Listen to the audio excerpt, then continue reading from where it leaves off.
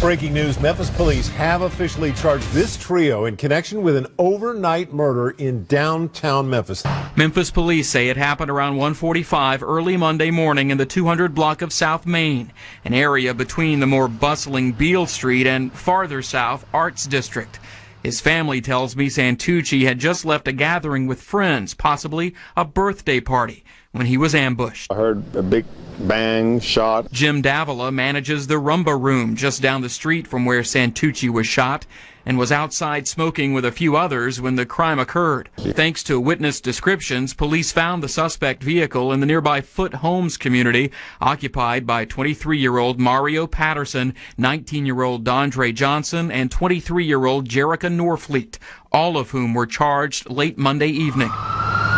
Police say Santucci was killed in perpetration of a robbery.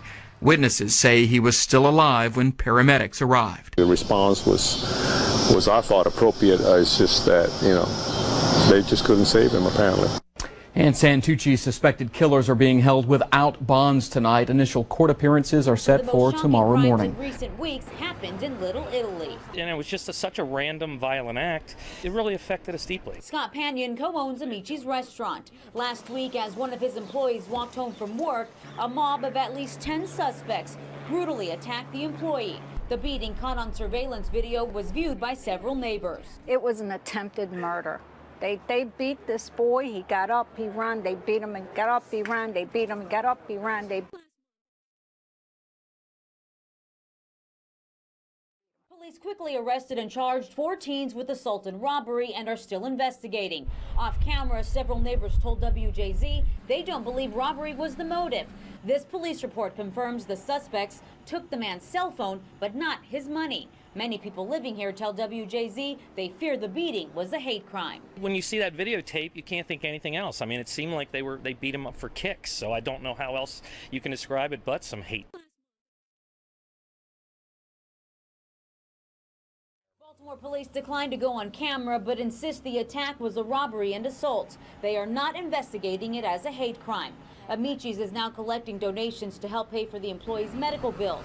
Other neighborhoods are also banding together by holding crime meetings and in Canton organizing community walks. Get people more involved in what to look out for. In an effort to keep criminals out of Little Italy, a community organization has taken matters into its own hands. When people go into a community and see that it's not kept up, they feel very comfortable. The villains feel very comfortable there.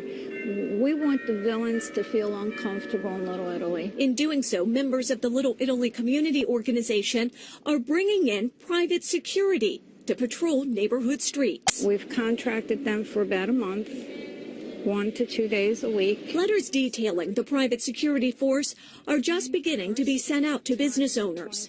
It's hoped once the community experiences this extra level of policing, they'll be willing to pitch in money to pay for it. Well, we've got to do it. There's no looking back. We asked one woman who works in Little Italy what she thought. See, I also heard actually, like in the garage, people's car were